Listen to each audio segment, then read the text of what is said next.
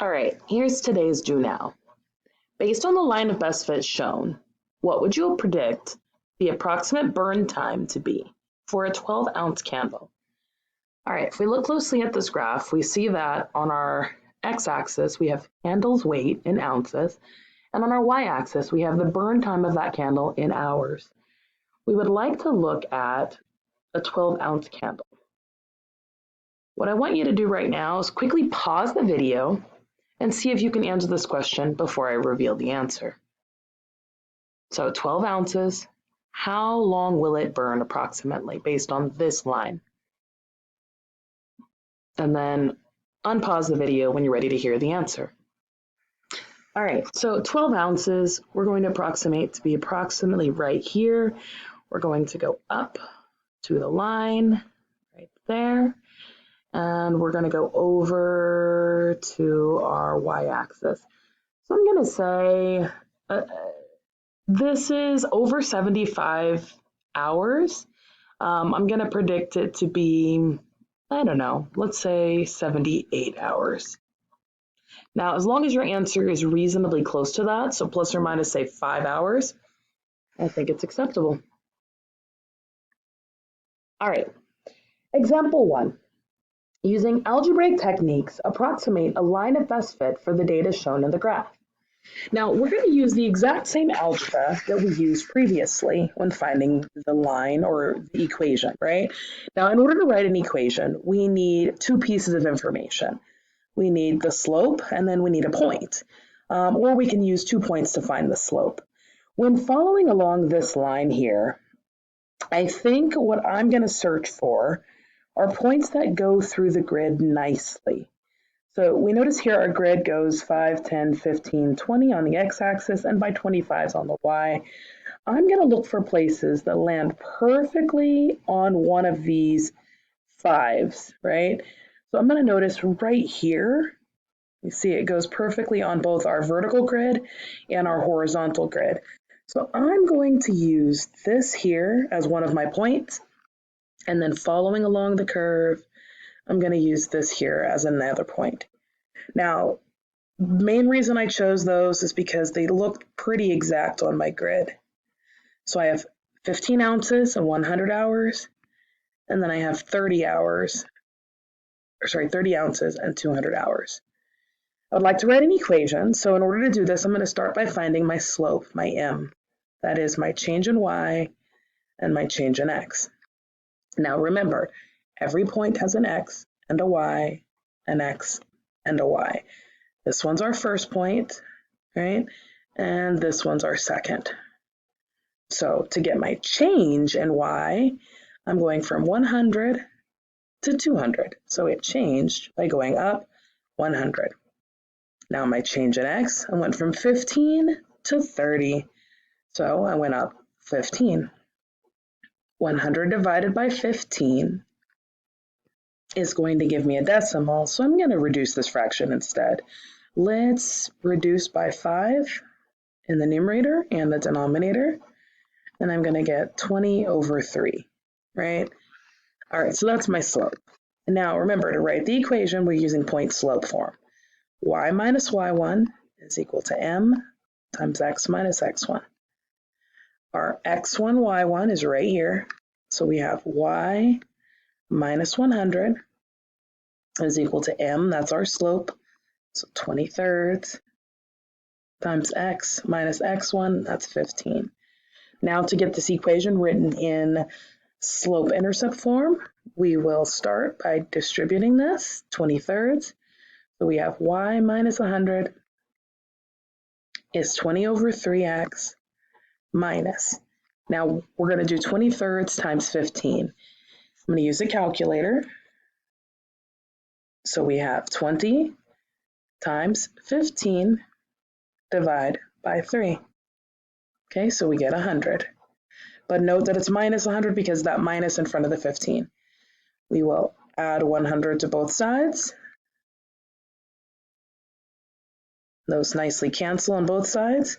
We get y equals 20/3 x, or in function notation, f of x is equal to 20/3 x.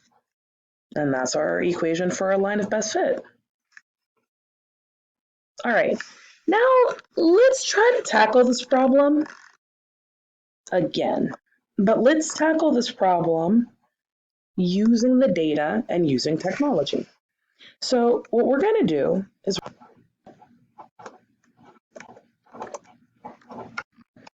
and we're going to type the data from our scatter plot into this program. And we are going to see if we can get technology to give us what we want. So we're going to, in cell A1, that's this first box, we're going to tell us we have candle weight in ounces, and I'd like you to do the exact same thing. So after you watch this, or maybe as you watch it, I'd like you to pause the video, open up Excel, and create this table.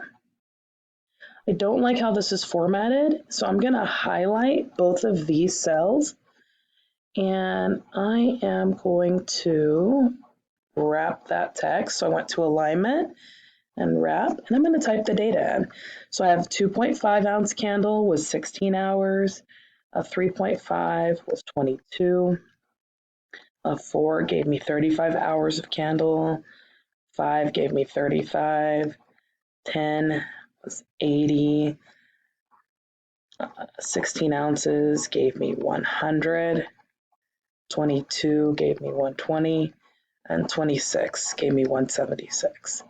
Okay, so once I have this table, I am going to highlight this entire table. I'm going to go to Insert, and I'm going to go right here to Charts where it says Insert Scatter. I'm going to select this first option here. It looks like it's scattered. And I'm going to make this a little smaller just so I could see my table and it at the same time. Now, my problem on the other one went by 25s on this axis. So what I'm going to do is double click on this vertical axis, and I'm going to modify these axis settings. So I'm going to change it so that the units are not 50s, but rather 25. That way it shows up the same way. Okay, so now this should look very similar to the scatter plot that we had from before, right, which was right here. So these should look similar to each other. So now what we're going to do is pick any point on the scatter plot. We're going to right click and then go down to Add Trend Line. Click Add Trend Line, and you'll notice that a line appears. Okay. Now with this trend line, I want it to be linear, so make sure that's selected. And then we're going to scroll down over here, and we're going to ask it to display the equation on the chart.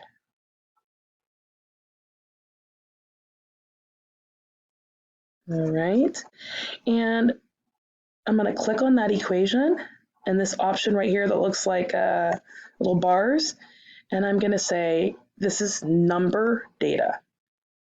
And I really only need 1 decimal place of accuracy. All right, so now we see here that our line of best fit is given by the function 6.1x plus 5.5.